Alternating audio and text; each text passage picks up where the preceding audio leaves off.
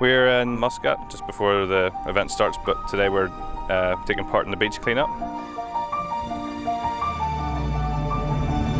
Every day when we're sailing, we see rubbish floating in the sea, particularly here in the Middle East where the sea is shallow and there's lots of beach and there's lots of sea.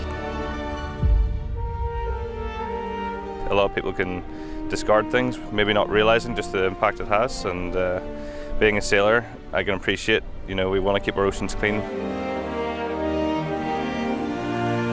For us as sailors, we keep an eye on that, but we have to teach also the other guys to do that.